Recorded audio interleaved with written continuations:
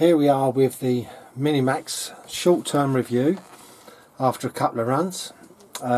People have commented on the video it's quite noisy, and I would agree at times, because on the second run I was using it and it was making on turns a sort of grinding noise like something was rubbing, but the body can't rub, so I don't know what it is, but it cleared up after a bit of running and it seemed to have stopped.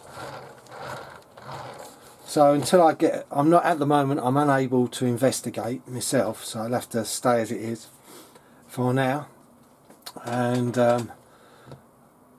when I am capable of stripping it down and cleaning it properly, we'll find out if that something has gone, because I wonder if there's something slightly wrong with the diffs, because like the little Mini Revo, they used to have to shim them a bit, but like I said, I'm only surmising. Until I look, I can't tell. The body's well scuffed up now.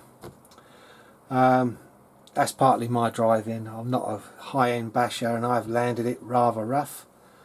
But the body, I'm not a fan of these clips. The body comes off quite often at times when you land, and like I said, I did have it twisted in the back corner, which was a bit awkward to get off. So I wish they'd have done the post a bit across and we had the hook in one with the clip at the back like the proper Max.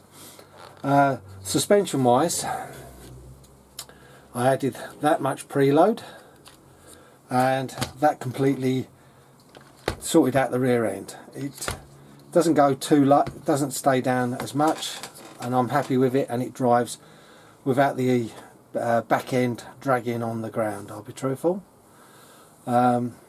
Power wise, for me it's plenty, but I know other people want them faster. Others have put in 3S, well, I can't think what it's called, the 3S from Traxxas, and it makes them super fast on 3S power, but they did shear off the spline out the front, which comes off the drive shaft. But for me, it's got enough power. At a skate park, if I get it right, I should be able to flip it. But somebody contacted me and they said, we changed the gearing a bit and it flips from pull away. I'm pretty certain they said we're stock, so that's pretty good. Over the car, like I said, this has had 2 lots of bashing. The bumpers a bit marked, but they're not damaged in any way. The underneath, a few marks, but definitely doesn't bottom out like the Max does. So I've landed this hard many times, and it's still running.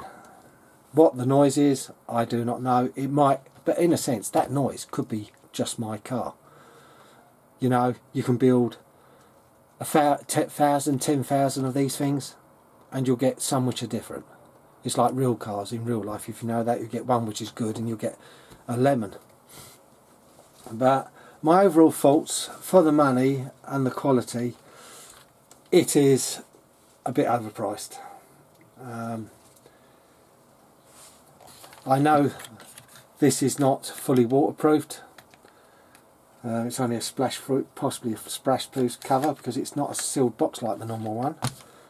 And it's like I don't know, it's me, it's the tyres. I think they could have made them a bit nicer, just that little bit softer. You know, my Max tyres are a lot softer than this. Another annoying thing is how this battery, my cable, sticks out the side. It does pull in when you connect it eventually, but it does seem to want to go this way a lot. As for fitting in the backpack, the Merv being smaller, fits in the big pocket with the controller. This takes the whole pocket, and somehow I have to get the controller in the outer pocket. So it is a backpack car, but not as backpack as the Merv. But at the moment I've not driven enough to make a decision which I prefer. Do I prefer the Mini Evo or do I prefer this?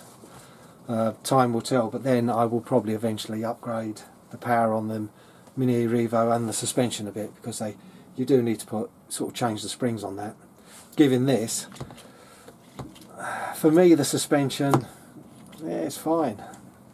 It's not bottoming out too bad, so I can't knock it.